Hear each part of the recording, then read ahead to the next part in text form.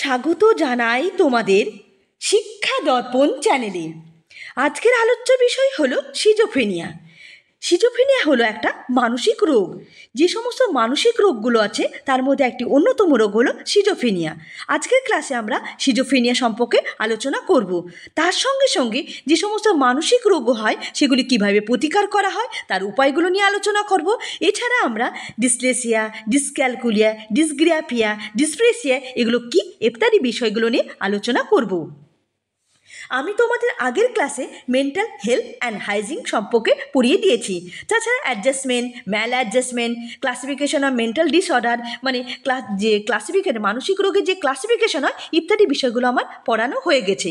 তোমরা যদি এগুলো না দেখে থাকো প্লেলিস্ট থেকে দেখে নিতে পারো। আর আমার পড়ানো যদি তোমাদের ভালো লেগে থাকে চ্যানেলটা লাইক, শেয়ার এবং সাবস্ক্রাইব করতে ভুলবে না, এবং পাশে থাকা বেল আইকনটি প্রেস করে দেবে। তাহলে আমি কোনো ভিডিও আপলোড করলে সবার আগে তোমাদের কাছে পৌঁছাবে। তাহলে শুরু করা যাক আজকে সিজোফ্রেনিয়া এবং একটি মানসিক রোগ কিভাবে তার প্রতিকার করা যায় এই সম্বন্ধে আলোচনা করব। তার সঙ্গে সঙ্গে যে মানসিক রোগ হয় তার প্রতিকার কিভাবে করা হয় ইত্যাদি বিষয়গুলো নিয়ে আলোচনা করব। ভিডিওটা স্কিপ না করে পুরো ভিডিওটা দেখার অনুরোধ রইল। আশা করি তোমাদের ভালো লাগবে। সিজোফ্রেনিয়া পড়ানোর আগে আমাদের প্রথমে দেখে নিতে হবে ইন্ডিয়ান ক্লাসিফিকেশন। ভারতীয় রাজ্যে মানসিক রোগের যে শ্রেণীবিভাগ করেছে সেটাকে 3 ভাগে ভাগ করা আছে। একটা সাইকোসিস, একটা হলো নিউরোসিস, আর একটা হলো স্পেশাল ডিসঅর্ডার। দেখো এখানে দেওয়া আছে সাইকোসিসকে আবার 2 ভাগে ভাগ করেছে। একটা হলো অর্গানিক সাইকোসিস, একটা হলো ফাংশনাল সাইকোসিস। অর্গানিক সাইকোসিস বলতে কী বোঝায়? অর্গানিক সাইকোসিস মানে কোনো অর্গানের অসুবিধাকে বলা হয় অর্গানিক সাইকোসিস। বডির কোনো অর্গানের যে অসুবিধা হয় তাকে বলা হয় অর্গানিক সাইকোসিস। যেমন মস্তিষ্কের মধ্যে যদি ইনফেকশন হয় বা মানে কোনো অসুবিধা দেখা যায় বা ইনজিওর হলে এই সমস্ত হলে যে সমস্ত অসুবিধা হয় তাকে বলে অর্গানিক সাইকোসিস। আর ফাংশনাল সাইকোসিস কাকে বলে? মস্তিষ্কের প্রসেস যদি ঠিকমতো কাজ না করে তাকে বলা হয় ফাংশনাল সাইকোসিস। এই ফাংশনাল সাইকোসিসের অন্তর্ভুক্ত রোগের নামই হলো সিজোফ্রেনিয়া। আশা করে বোঝা গেল। তাহলে সিজোফ্রেনিয়া কোন বিষয়ে অন্তর্ভুক্ত বিষয়? সাইকোসিস একটা রোগের অন্তর্ভুক্ত বিষয় হলো সিজোফ্রেনিয়া। আজকে ক্লাসে আমরা সিজোফ্রেনিয়া নিয়ে আলোচনা করব। দেখো এখানে দেওয়া আছে সিজোফ্রেনিয়া। সিজোফ্রেনিয়া শব্দটি দুটি গ্রিক শব্দ থেকে নেওয়া হয়েছে। সিজো কথা হচ্ছে স্পিড মানে হলো বিভক্ত, আর ফেনিয়া কথা হলো মাইন্ড মানে মনের বিভক্তকে বলা হয় সিজোফ্রেনিয়া। সিজোফ্রেনিয়া একটা মানসিক রোগ। এর লক্ষ্যগুলি হলো ব্যক্তির মধ্যে বিভ্রান্ত চিন্তার ব্যাহত, অপরিবর্তনীয় একঘেয়েমি আচরণ, মানুষের কাছ থেকে রোগী সম্পূর্ণ বিচ্ছিন্ন হয়ে যায়, নিজের মন গড়া জগতে বসবাস করে। সিজোফ্রেনিয়াগ্রস্ত ব্যক্তি বাইরে কারোর সঙ্গে তেমনি মেশে না, অন্যদের প্রতি তাদের তেমনি কোনো একটি অবিশ্বাস, তাদের প্রকৃত বন্ধু নেই বললেই চলে, কারো কাছ থেকে নিজের মনের কথা বলতে পারে না। তাহলে আমরা কি জানতে পারলাম? সিজোফ্রেনিয়া কি? সিজোফ্রেনিয়া হলো এমন একটি মানসিক রোগ যার মধ্যে চিন্তার মধ্যে মানে থিঙ্কিং, মুড বা বিহেভিয়ারের মধ্যে মানে চিন্তা করতে বা মেজাজে বা আচরণের মধ্যে যখন ডিস্টার্ব দেখা যায় তখন সেই ব্যক্তিকে বলা হয় তার মধ্যে সিজোফ্রেনিয়াগ্রস্ত হয়েছে বলে ধরে নেওয়া হয়। সিজোফ্রেনিয়াগ্রস্ত ব্যক্তিরা নিজের জগতে ব্যস্ত থাকে, কারোর সঙ্গে মেলামেশা করে না, কারোর সঙ্গে বন্ধুত্বও করতে চায় না। এই সমস্ত অসুবিধাগুলো দেখালে তখন সেই ব্যক্তিকে বলা হয় তার সিজোফ্রেনিয়া হয়েছে বলে মনে করা হয়। তাহলে এবার দেখে নেব সিজোফ্রেনিয়া উদ্ভবের কারণ, মানে কি যে সমস্ত কারণে সিজোফ্রেনিয়া রোগটা উদ্ভব হতে পারে তার কারণগুলো কি কি সেটা এবার একটু দেখে নিই। দেখো এখানে দেওয়া আছে সিজোফ্রেনিয়া উদ্ভবের কারণগুলো। 1 নম্বর কারণ হলো জেনেটিক বলতে বংশগত। যখন বাবা মা বা বংশের কাউরি যদি সিজোফ্রেনিয়া রোগ থাকে সেই তার সন্তানদের মধ্যে সিজোফ্রেনিয়া হওয়ার মানে চান্স থাকে। এটা তার জন্য বলা হয় সিজোফ্রেনিয়া একটা হলো বংশগত রোগ। 2 নম্বর হলো অর্গানিক বলতে কি বোঝায়? মানে ব্রেনের যদি ব্রেন টিস্যু বা মানে কোনো ইনফেকশন হলে বা ট্রমার মধ্যে হলে এই সমস্ত হলে সিজোফ্রেনিয়া রোগ হতে পারে। 3 নম্বর করে কোনো স্ট্রেস হলে তার মধ্যে সিজোফ্রেনিয়া দেখা যায়। আর 4 নম্বর কি আছে?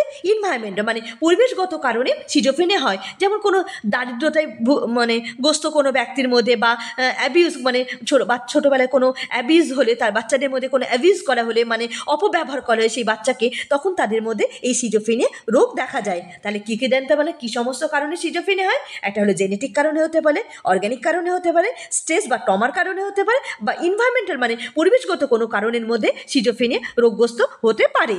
আশা করি বোঝা গেল। এবার আমরা দেখব সাইন, মানে যে সমস্ত সিমটম দেখলে আমরা বলবো সেই ব্যক্তির মধ্যে সিজোফ্রেনিয়াগ্রস্ত, সেগুলো কী কী সেগুলো এবার একটু দেখে নিব। 1 নম্বর হলো অ্যাম্ব্যালেন্স, 2 আছে অটিজম, 3 আছে ইফেক্ট ডিস্টার্বেন্স, আর 4 হলো অ্যাসোসিয়েশন ডিস্টারবেন্স। তাহলে আমরা পরপর একটু দেখে নিই। মানে সিজোফ্রেনিয়ার যে সমস্ত সিমটম দেখা যায় তার মধ্যে প্রথমটা হলো অ্যাম্ব্যালেন্স। অ্যাম্ব্যালেন্স বলতে বোঝায় টু অপোজিট ফিলিং, মানে দুটি বিপরীত চিন্তাভাবনা। দুটি বিপরীত চিন্তাভাবনা কি, একটা উদাহরণ দিই তাহলে ভালো করে আরও বুঝতে পারেন। ধরা যাক কোনো একটা ছেলে বা মেয়ের সামনে পরীক্ষা আছে, সে পড়াশোনা করছে, হঠাৎ তার একটা বন্ধু বা বান্ধবী এসে বললো যে সিনেমা দেখতে চলো। সে তখন মানে চিন্তায় পড়ে গেল, সিনেমা দেখতে যাবে না, মানে সেই সিনেমা যদি দেখতে যায় সেই সারাদিনটা নষ্ট হবে, সারাদিন সে পড়া হবে না। এই যে চিন্তাধারা, না সিনেমাটাও দেখতে ইচ্ছা করছে, এই যে দুটো মানে চিন্তার মধ্যে যাবে কি যাবে না, এই যে দুবিধার মধ্যে পড়লো, এটাকে বলা হয় দুটি বিপরীত চিন্তা ভাবনা। এই যে দুটো চিন্তার মধ্যে মাঝে পড়ে যাওয়া সেটাকে বলা হয় অ্যাম্ব্যালেন্স, বা দ্বিতীয় যে মানে দুটি বিপরীত চিন্তা ভাবনা, একে বলা হয়। এই সমস্ত মানে এই দুবিধার মধ্যে থাকাকে বলা হয়, এই সমস্ত সিমটম থাকলে সিজোফ্রেনিয়াগ্রস্ত তা বলা যাবে। তাছাড়া অটিজম, অটিজম বলে সোশ্যাল ইন্টারাকশন, সমাজে কারোর সঙ্গে মিশবে না, একা একা থাকবে, কারোর সঙ্গে মানে কারোর সঙ্গে কথাবার্তা বলবে না, একে বলা হয় অটিজমের মধ্যে অন্তর্ভুক্ত। 3 নম্বর হলো এফেক্ট ডিস্টার্বেন্স। এফেক্ট ডিস্টার্বেন্স মানে মুড ডিস্টার্বেন্স, মানে যখন কোনো খুশির খবর শুনলে যে মানে খুশি হবে সেই মানে ফিল মানে সেটা অনুভব করবে না, বা দুঃখ অনুভব করবে না, কোনো অনুভূতিই থাকবে না, একে বলা হয় এফেক্ট ডিস্টার্বেন্স। তারপর তার লাস্টটা কী আছে, অ্যাসোসিয়েশন ডিস্টার্বেন্স। মানে অ্যাসোসিয়েশন মানে লজিক্যালি চিন্তা, মানে কোনো যুক্তিসঙ্গত চেনে, মানে যা ইচ্ছা তাই বলে দেবে, কোনো যুক্তিসঙ্গত কথা বলতে পারবে না। এই সমস্ত সিমটমগুলো যদি দেখা দেয় তখন তাকে বলা হয় সেই সমস্ত ব্যক্তির মধ্যে সিজোফ্রেনিয়াগ্রস্ত বলে ধরা যায়। তাহলে কী কী আমরা জানতে পারি, সিমটমগুলো হচ্ছে অ্যাম্ব্যালেন্স হওয়া, অটিজম থাকবে, অ্যাফেক্টিভ ডিস্টার্বেন্স থাকবে, অ্যাসোসিয়েশন ডিস্টার্বেন্স। এই সমস্ত সিমটমে হলে তাদের মধ্যে সিজোফ্রেনিয়াগ্রস্ত বলে ধরা যাবে।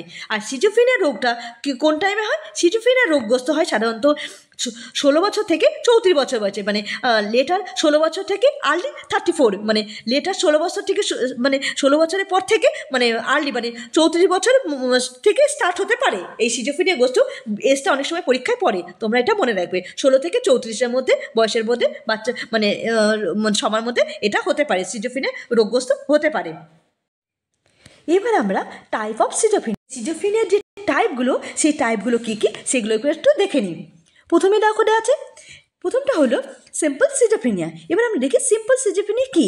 সিম্পল সিজোফ্রেনিয়ার মধ্যে নেগেটিভ সিমটম দেখা যাবে।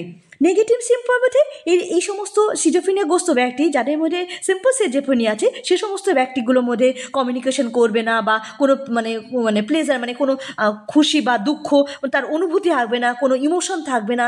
এই সমস্ত ব্যক্তি নিজেকে আলাদা করে রাখবে, খাবারের প্রতি অনীহা, আকাশকুসুম কল্পনা করবে। এই সমস্ত সিমটম যদি দেখা যায় তখন তাকে বলা হয় সিম্পল সিজোফ্রেনিয়া। তাহলে কী কী জানো সিমটমগুলো কী কী? Lost communication, loss pleasure, loss emotion, আকাশকুসুম চিন্তা করা, খাবারের প্রতি অনীহা, আলাদা করে রাখা, এই সমস্ত দেখা দিলে তাদেরকে বলা হয় সিম্পল সিজোফ্রেনিয়া। আশা করি বোঝা গেল। 2 নম্বর হলো ক্যাটাটনিক সিজোফ্রেনিয়া। ক্যাটাটনিক সিজোফ্রেনিয়া কী কী? যে সমস্ত ব্যক্তির মধ্যে এই রোগ দেখা যায় তারা নড়াচড়া কম করে, কোনো কথা বলে না, চুপ করে এক জায়গায় বসে থাকে বা এক জায়গায় দাঁড়িয়ে থাকে। এই যে ক্যাটাটনিক সিজোফ্রেনিয়া, যে সমস্ত ব্যক্তির মধ্যে ক্যাটাটনিক সিজোফ্রেনিয়া অন্তর্ভুক্ত হবে তারা এক জায়গায় দাঁড়িয়ে আছে বা এক জায়গায় সারাদিন ধরে দাঁড়িয়ে থাকা বা সারাদিন ধরে বসে থাকে, কারোর সঙ্গে কথা বলবে না, হাইপার অ্যাক্টিভিটি বা লো অ্যাক্টিভিটি দেখা যাবে, আনইউজ মুভমেন্ট দেখা যাবে, বা রিজিড পস্টারেশন, এই সমস্ত দেখা দিলে তাকে বলা হয় ক্যাটাটনিক সিজোফ্রেনিয়া। মানে এই যে ক্যাটাটনিক সিজোফ্রেনিয়া হলে কোনো মুভমেন্ট করবে না, যেখানে দাঁড়িয়ে আছে সেখানেই দাঁড়িয়ে থাকবে, বা এক জায়গায় সে বসে থাকবে, চুপ করে কারোর সঙ্গে কথা বলেন, এই সমস্ত সিমটম দেখা দিলে তাকে বলা হয় ক্যাটাটনিক সিজোফ্রেনিয়া। এরপরে দেখে নিই 3 নম্বর শ্রেণীবিভাগ কী আছে। 3 নম্বর হলো প্যারানয়েড সিজোফ্রেনিয়া। তাহলে প্যারানয়েড সিজোফ্রেনিয়ার সিমটম কী আছে? প্যারানয়েড সিজোফ্রেনিয়ার ডিলিউশন, হ্যালুসিয়েশন ইত্যাদি দেখা যায়। হ্যালুসিয়েশন কি? হ্যালুসিয়েশন বলতে বোঝানো হয় যখন কোনো ব্যক্তি মানে এই সিজোফ্রেনিয়াগ্রস্ত ব্যক্তি হবে তাদের মধ্যে কোনো শব্দ শুনতে পায় যেটা কোনো বাস্তবে তার কোনো অস্তিত্ব নেই, সে কোনো শব্দ শুনতে পাচ্ছে, কোনো আওয়াজ পাচ্ছে, এই যে একে বলা হয় হ্যালুসিয়েশন। আর ডিলিউশন বলতে বোঝায় কোনো ব্যক্তি কোনো বিষয়ের প্রতি কোনো একটা দৃঢ় বিশ্বাস থাকবে কিন্তু বাস্তবে তার কোনো অস্তিত্ব নেই, সে সমস্ত বিষয়ে বিশ্বাস করাকে বলা হয় ডিলিউশন সিজোফ্রেনিয়া। আশা করি বই রয়েছে হ্যালুসিয়েশন আর ডিলিউশন কী জিনিস। এই সমস্ত সিজোফ্রেনিয়াগ্রস্ত ব্যক্তি বিভ্রান্ত বেশি দেখা যায়। এছাড়া দিবাদর্শন, দৈববাণী শ্রবণ বা খাদ্যের প্রতি অস্বাভাবিক স্বাদ, অলিক প্রত্যক্ষণ ইত্যাদি দেখা দিলে তাকে বলা হয় প্যারানয়েড সিজোফ্রেনিয়া। তাহলে প্যারানয়েড সিজোফ্রেনিয়ার সিমটম কী আছে? হ্যালুসিয়েশন থাকবে বা ডিলুসিয়েশন থাকবে, খাদ্যের প্রতি অস্বাভাবিক স্বাদ পাবে বা কোনো আওয়াজ শুনতে পাচ্ছে বা কাউরি কোনো একটা বিষয়ে বিশ্বাস তার গভীরভাবে থাকবে। এই সমস্ত সিমটম যদি দেখা যায় তখন তাকে বলা হয় প্যারানয়েড সিজোফ্রেনিয়া। 4 নম্বর শ্রেণীবিভাগ কী আছে? 4 নম্বর শ্রেণীবিভাগ হলো হ্যাবিফেনিয়া সিজোফ্রেনিয়া। হ্যাবিফ্রেনিয়া সিজোফ্রেনিয়া কী জিনিস? এটা হলো ডিসঅর্গানাইজ থট বা behaviour and emotional self isolate. রোগীর মধ্যে ভ্রান্ত বিশ্বাস দেখা যাবে, আত্মহত্যার প্রবণতা দেখা যাবে।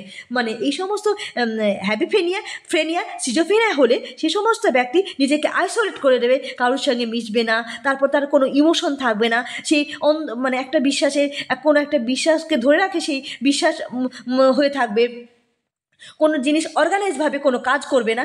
বা এদের মধ্যে এই সমস্ত গ্রস্ত হলে তাদের মধ্যে আত্মহত্যার প্রবণতা এই হ্যাবিফেনিয়া সিজোফ্রেনিয়ার গ্রস্ত ব্যক্তির মধ্যে দেখা যায়। আর লাস্ট শ্রেণীবিভাগ কী আছে? লাস্ট হলো রেসিডুয়াল সিজোফ্রেনিয়া। রেসিডুয়াল সিজোফ্রেনিয়া দেখা দিলে কোনো ব্যক্তি যদি সিজোফ্রেনিয়াগ্রস্ত হয়, তার সেরে যাওয়ার পরও তার মধ্যে তার সিমটমগুলো দেখা যায়। সেই সমস্ত সিমটম যখন দেখা যায় তখন বলে রেসিডুয়াল সিজোফ্রেনিয়া।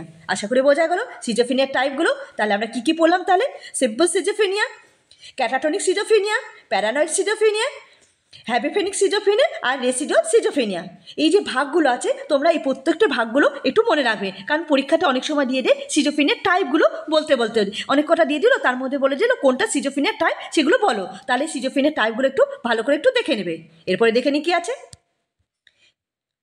এরপর আমরা দেখব যে সমস্ত অসুবিধাগুলো দেখা যায়, যেমন বাচ্চাদের মধ্যে পড়াশোনার দিক থেকে কোনো অসুবিধা হলে বা লেখার দিক থেকে অসুবিধা হলে সেই সমস্ত অসুবিধা দেখালে সেটাকে কোনটায় কী বলে সেটা একটু দেখে নিই। এটা খুবই ইম্পর্টেন্ট, পরীক্ষা এখান থেকে একটা না একটা কোশ্চেন পড়েই থাকে। যেমন যে সমস্ত বাচ্চাগুলো পড়াশোনার প্রতি অসুবিধা দেখায় তাকে বলা হয় ডিসলেসিয়া। ডিসলেসিয়া রোগগ্রস্ত হলে তারা পড়াশোনা ঠিক করে করতে পারে না। আর যারা লিখতে পারে না, কোনো জিনিস লিখতে গেলে তাদের অসুবিধা হয়, তাকে বলা হয় ডিসগ্রাফিয়া। ডিসগ্রাফিয়াগ্রস্ত ব্যক্তিরা ঠিক করে লিখতে পারে না। আর ডিসক্যালকুলিয়া হলো তারা গণনা করতে পারে, যোগ বিয়োগ বা কোনো সংখ্যা মনে রাখতে বা কোনো জিনিস গণনা করার ক্ষেত্রে অসুবিধা দেখা যায়। তাহলে আমরা কী কী পড়লাম?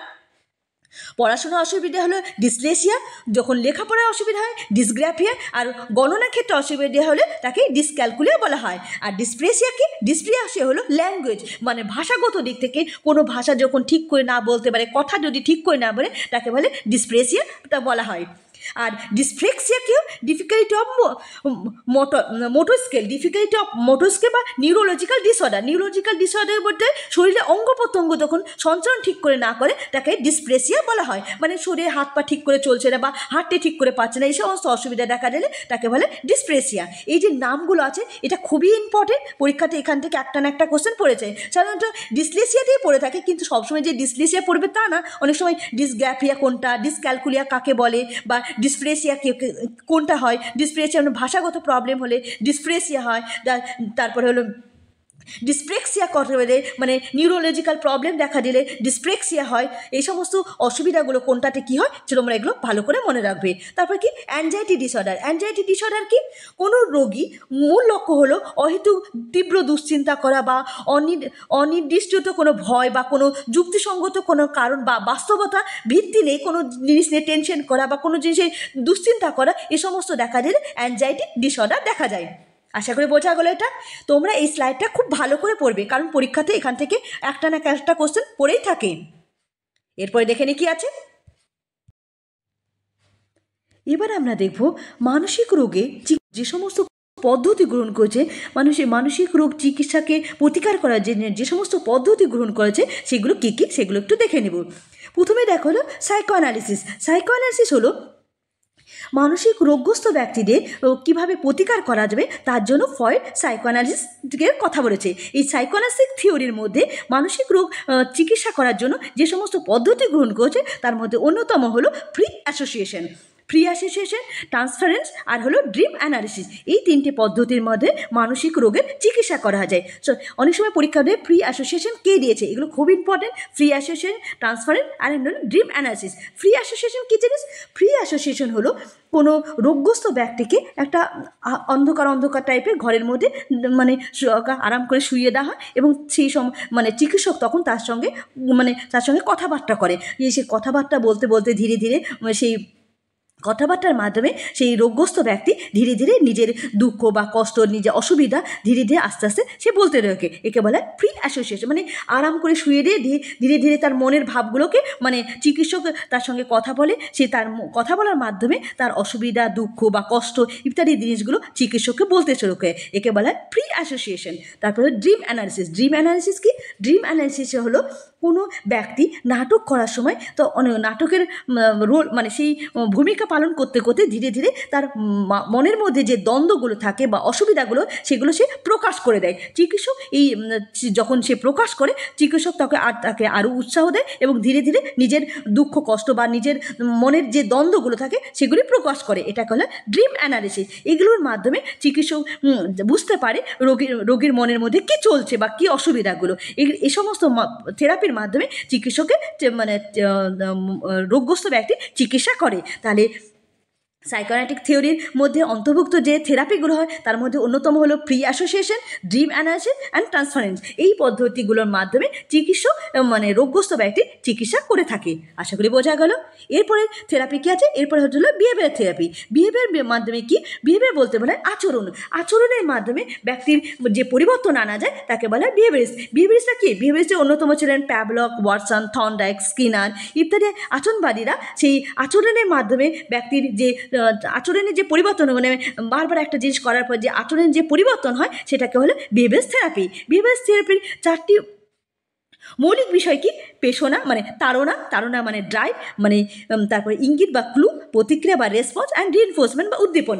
এই উদ্দীপনের মাধ্যমে বা কোনো জিনিসের কোনো জিনিসের যদি তাড়না থাকে তবে সেই কাজটা করবে। এই যে তাড়না, রেসপন্স মানে কোনো জিনিসে রেসপন্স করছে, তাড়না থাকলে তবে সেই রেসপন্স করবে। বা কোনো জিনিসকে পুরস্কারের দেওয়া বা রিইনফোর্সমেন্ট দেওয়ার ফলে বা পানিশমেন্টের ফলে সেই ব্যক্তি সেই আচরণটা করে। সেই সমস্ত আচরণ মানে কোনো জিনিসকে বারবার করার পর সেই আচরণের প্রতি অন্তর্ভুক্ত হয়ে যায়। এটাই হলো বিহেভিয়ার থেরাপি। কোনো মানসিক রোগগ্রস্ত ব্যক্তিকে যদি বারবার কোনো আচরণ করা যায় তখন সেই পুরনো আচরণ ভুলে গিয়ে সেই নতুন আচরণ করতে শুরু করে। এটাকেই বলা হয় বিহেভিয়ার থেরাপি।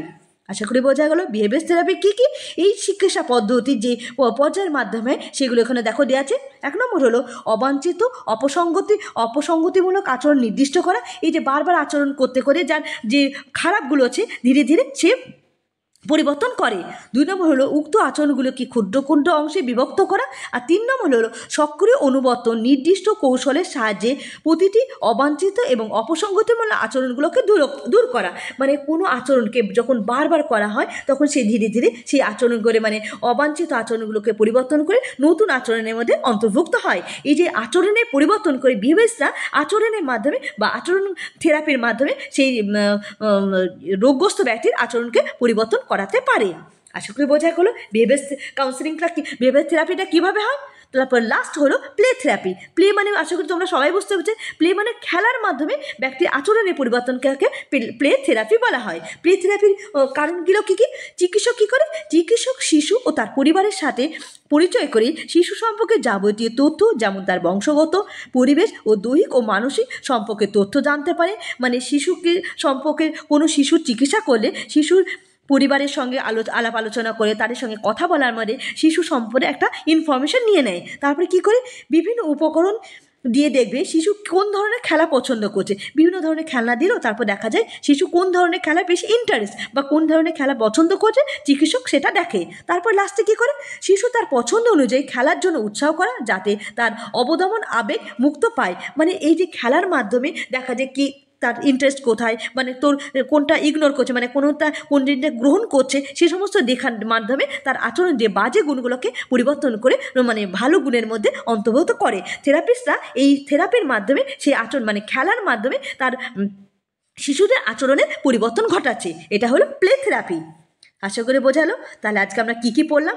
তাহলে আমরা এই যে থেরাপিগুলো পড়লাম, সেই থেরাপিগুলো কি? একটা সাইকোঅ্যানালিটিক্যাল থিওরি, সাইকোঅ্যানালিটিক্যাল থেরাপি সব খুবই ইম্পর্টেন্ট। এর মধ্যে অন্তর্ভুক্ত হলো ফ্রি অ্যাসোসিয়েশন। পরীক্ষাটা অনেক সময় বলে ফ্রি অ্যাসোসিয়েশন কে দিয়েছে? ফ্রি অ্যাসোসিয়েশন দিয়েছে ফ্রয়েড। বা ড্রিম অ্যানালিসিস কে দিয়েছে? এগুলো অনেক সময় পরীক্ষায় পড়ে থাকে। তাছাড়া বিহেভিয়ার থেরাপি মানে ব্যক্তির আচরণের পরিবর্তন, প্লে থেরাপি, এই 3 ধরনের থেরাপির মাধ্যমে রোগগ্রস্ত ব্যক্তির আচরণের পরিবর্তন ঘটানো হয়। আশা করি বোঝা গেল। তাহলে আমরা আজকে কী কী পড়লাম একটু দেখে নিই। দেখো, প্রথমেই দেখলাম আমরা সিজোফ্রেনিয়া রোগটা কীভাবে হয়, তার কীভাবে কী কী সিমটম দেখলে তাকে সিজোফ্রেনিয়া রোগগ্রস্ত বলে বর্ণনা করবে। বিশেষ করে এজ কত বয়স থেকে কত বয়সের মধ্যে পড়ে? 16 বছর থেকে 34 বছরের মধ্যে এই সিজোফ্রেনিয়া রোগগ্রস্ত দেখা যায়। তাছাড়া সিজোফ্রেনিয়ার যে টাইপগুলো, বিশেষ করে এটা অনেক সময় খুব ইম্পর্টেন্ট, অনেক সময় পড়ে থাকে। Simple schizophrenia, catatonic schizophrenia, paranoid schizophrenia, hebephrenia schizophrenia, তারপর রেসিডুয়াল সিজোফ্রেনিয়া। এই যে ভাগগুলো, কোনটায় কোন সিমটম থাকে, তোমরা এটা একটু ভালো করে পড়বে। তাছাড়া সবচেয়ে বেশি ইম্পর্টেন্ট হলো এই যে টাইপগুলো, মানে বিশেষ করে রিডিংয়ে যদি প্রবলেম হয়, তা রিডিংয়ে যদি অসুবিধা হয় তাকে ডিসলেক্সিয়া বলা হয়, বা লিখতে অসুবিধা হয় ডিসগ্রাফিয়া, ডিসক্যালকুলিয়া, ডিসপ্রেসিয়া, ডিসফ্রেক্সিয়া। এই সমস্ত অসুবিধাগুলো কী কী পরীক্ষাতে অনেক সময় পড়ে থাকে। কোনটা কোন অসুবিধা? বাচ্চাদের মধ্যে রিডিংয়ে অসুবিধা হলে তাকে কী বলা হয়? পড়তে মানে লিখতে অসুবিধা হলে তাকে কী বলা হয়? গণনার অসুবিধা হলে তাকে কী বলা হয়? ভাষার অসুবিধা হলে কী বলা হয়? এগুলো অনেক সময় পড়ে থাকে, এগুলো ভালো করে পড়বে। তাছাড়া থেরাপির মধ্যে যে সমস্ত মানসিক রোগগ্রস্ত ব্যক্তিদের চিকিৎসা করার জন্য যে সমস্ত থেরাপি না হয়, সে সমস্ত থেরাপির মধ্যে psychoanalytical therapy, behaviour therapy, play থেরাপির মাধ্যমে এই রোগগ্রস্ত ব্যক্তি চিকিৎসা করা হয়। তার মাধ্যমে তার অসুবিধাগুলো পূরণ করে, মানে অসুবিধা থেকে তাকে মুক্ত করা হয়। আশা করি বোঝা গেল তাহলে। আর তোমাদের যদি কোনো জিনিস বুঝতে অসুবিধা হয়, আমাকে মেসেজ করবে, আমি তার উত্তর দেব।